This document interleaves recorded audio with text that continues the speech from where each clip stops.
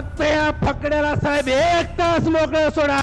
40 गद्दारांची औलाद गेली आहे, त्यातली नाही जर तुडवली तर नाव नाही सांगणार साहेब.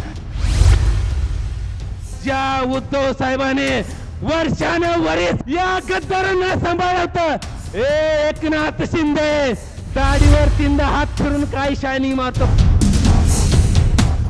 आजच्या दक्षिण सोलापूर विधानसभेच्या महाविकास आघाडीचे अधिकृत उमेदवार अमर पाटील यांच्या प्रचारार्थ खरं तर वेळ खूप कमी आहे, साहेब बोलणार आहेत. मी जास्ती वेळ न घेता 2च मिनिट सांगतो. आपण ज्याच्या विरुद्ध आज लढाई करतोय ते जातीवादी भाजपच्या विरोधात आहे. ज्या भाजपनं महाराष्ट्राचं वाटोळ केलं, ज्या भाजपनं या महाराष्ट्राच्या आया बहिणीच्या चुलीत पाणी ओतण्याचं काम केलं, त्यांच्या विरोधात आपली लढाई लक्षात ठेवा.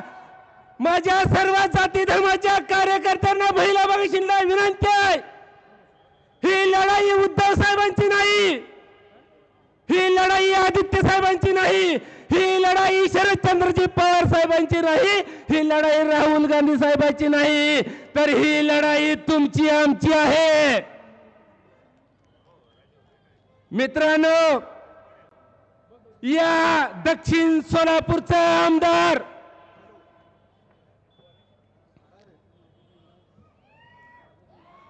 या माणसानं या सुभाष देशमुखांनी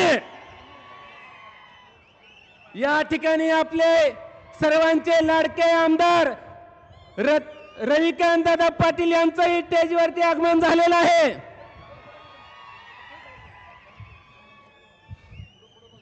साहेब, या सुभाष देशमुखनं या सोलापूर जिल्ह्यातल्या शेतकऱ्याच्या घरावर नांगर फिरवण्याचं काम केलंय. साहेब, ही 5 वर्षाला उगवणारी औलाद या सुभाष देशमुखांनी गोर गरीब शेतकऱ्याच्या उतारा गोळा केला सभासद होण्यासाठी. त्या शेतकऱ्याची कुठलीही त्याच्यावर सही न घेता या नालायक औलादीने माझ्या गोरगरीब शेतकऱ्याच्या शेतावरती त्याला धोका देऊन साहेब थोडं नाही 30 लाख 40 लाख 50 लाख 7 लाख कर्ज काढलं रे शेतकऱ्याच्या माझ्या शेतावरती.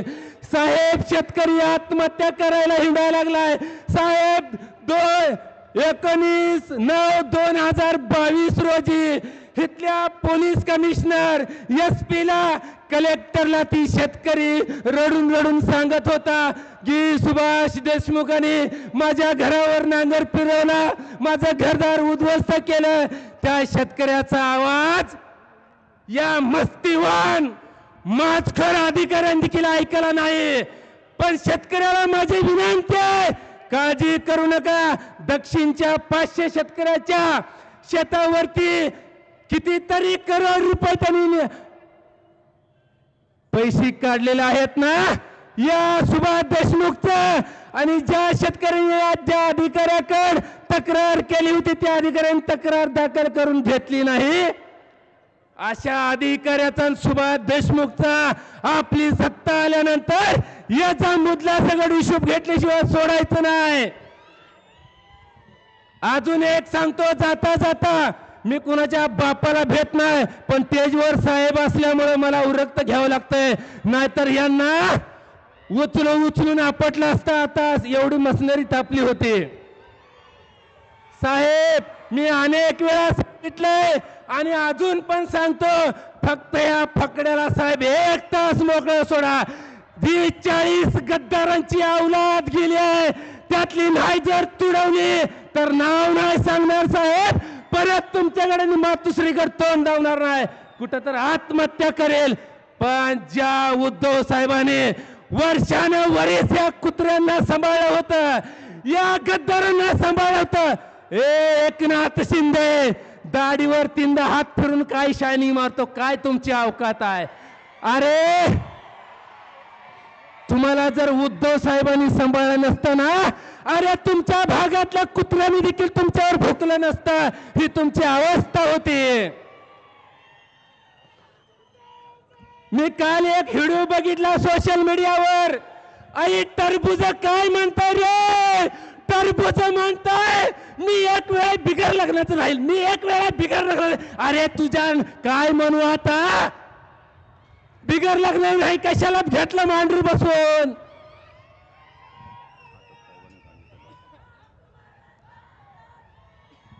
बास करू रे.